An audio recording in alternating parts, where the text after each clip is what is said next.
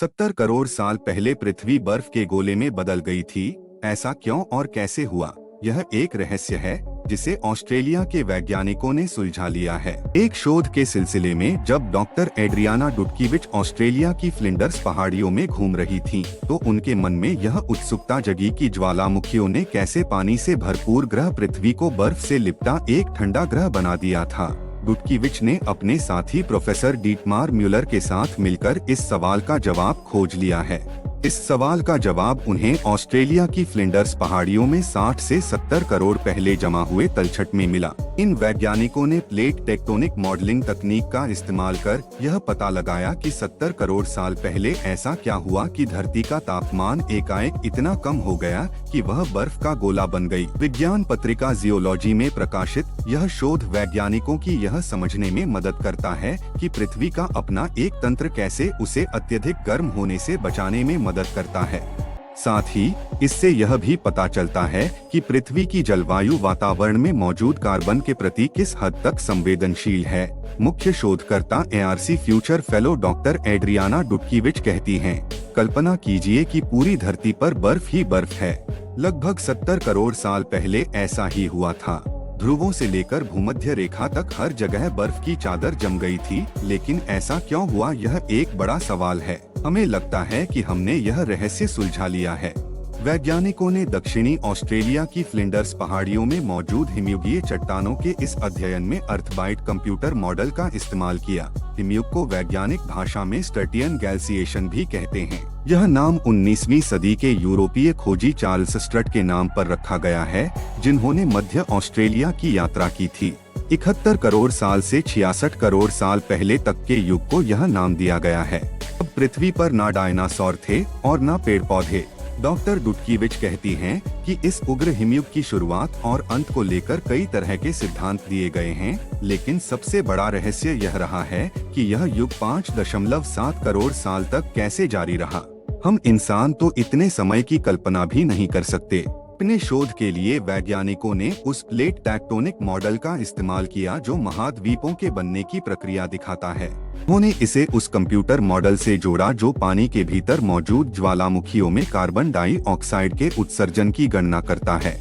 इस अध्ययन के दौरान उन्हें एहसास हुआ कि स्टर्टियन आइस एज ठीक उस वक्त आई थी जब कार्बन डाइऑक्साइड का उत्सर्जन सबसे कम था। साथ ही यह भी पता चला कि पूरे हिम युग में कार्बन डाइऑक्साइड का उत्सर्जन तुलनात्मक रूप से बहुत कम रहा। रिसर्च से इस बात के संकेत मिले हैं कि हिमयुग में विलुप्त हो चुके जानवरों की कई प्रजातियां जंगली फूलों पर निर्भर थीं। इनमें भारी बालों वाले विशालकाय हाथियों की प्रजाति और गैंडे भी शामिल हैं। आर्कटिक में जमीन की अंदरूनी सतह से मिट्टी के नमूनों और विलुप्त हो चुके जानवरों के जीवाश्मों की डीएनए जांच के बाद वैज्ञानिकों ने ये परिणाम दिए हैं। उनका कहना है कि पृथ्वी से विलुप्त हो चुकी कई भारी भरकम जानवरों की प्रजातियां इन फूलों को खाकर जिंदा थीं। साइंस पत्रिका नेचर में प्रकाशित रिपोर्ट में वैज्ञानिकों ने कहा है कि प्रोटीन से भरे ये जंगली फूल उस समय इस इलाके में फैले हुए थे, लेकिन पर्यावरण परिवर्तन से इन फूलों की पैदावार पर भारी असर पड़ा। इनकी जगह आर्कटिक में घास और झाड़ियों ने ले ली। इनमें पोषण का स्तर फूलों जैसा नहीं है। ऐसे में इन फूलों पर निर्भर शाकाहारी प्रजातियों की संख्या पर असर पड़ा। आर्कटिक में पौधों की पैदावार में इस तरह का परिवर्तन करीब 25,000 साल पहले से शुरू होकर आज से करीब 10,000 साल पहले तक चला। तब तक कई प्रजातियां गायब हो चुकी थीं। सालों से वैज्ञानिक यह पता लगाने की कोशिश कर रहे हैं कि इतने बड़े स्तर पर जानवरों की विलुप्ति की क्या वजह रही होगी। इस दौरान विशालकाय जानवरों की 2/3 नस्लें उत्तरी गोलार्ध से मिट गईं।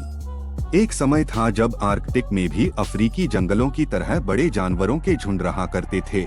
जीवन के लिए पौधों पर निर्भर ये प्रजातियां विशालकाय हाथियों, गैंडों, लकड़बग्घों, जंगली बिल्लियों, बब्बर शेरों और छोटे मुंह वाले भालुओं की हुआ करती थीं।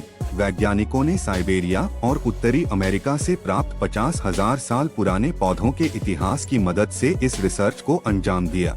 उन्होंने आर्कटिक के अलग अलग इलाकों से मिट्टी की परत के 242 तरह के नमूने इकट्ठा किए। इसके अलावा उन्होंने हिमयुग के जानवरों के अवशेषों से पेट में मौजूद नमूनों की डीएनए जांच की। कई वैज्ञानिक अब तक मानते आए हैं कि पारिस्थितिक तंत्र घास का मैदान हुआ करता था और बड़े जानवर घास खाया करते थे। इस शोध में यह बात सामने आई है कि इस हरियाली में ज्यादा बड़ा हिस्सा जंगली फूलों का था। विलर्सलेव ने कहा कि आर्कटिक का पूरा पारिस्थितिक तंत्र आज से बहुत अलग दिखता था। उस वक्त पृथ्वी पर कोई बहुकोशिकीय जीव या पेड़ पौधे नहीं थे, इसलिए ग्रीन हाउस गैसों की मात्रा पूरी तरह ज्वालामुखियों से निकलने वाली कार्बन डाइऑक्साइड और सिलिका चट्टानों के इस गैस को सोखने पर निर्भर थी। सिडनी यूनिवर्सिटी के प्रोफेसर डीटमार म्यूलर इस शोध में सहायक थे। वह बताते हैं कि जलवायु हमेशा भूगोल पर निर्भर करता है। हमें लगता है कि स्टर्टियन हिमयुग 2 कारणों से शुरू हुआ। एक तो टेक्टोनिक प्लेटों में बदलाव से गैसों का उत्सर्जन बेहद कम हो गया और कनाडा में ज्वालामुखीय चट्टानों का क्षरण हुआ, जिससे कार्बन डाइऑक्साइड का सोखा जाना बढ़ गया। नतीजा यह निकला कि वातावरण में कार्बन डाइऑक्साइड इतनी कम हो गई कि तापमान गिरने लगा और हिमयुग शुरू हो गया। इस शोध के आधार पर पृथ्वी के सुदूर भविष्य का भी अनुमान लगाया जा रहा है।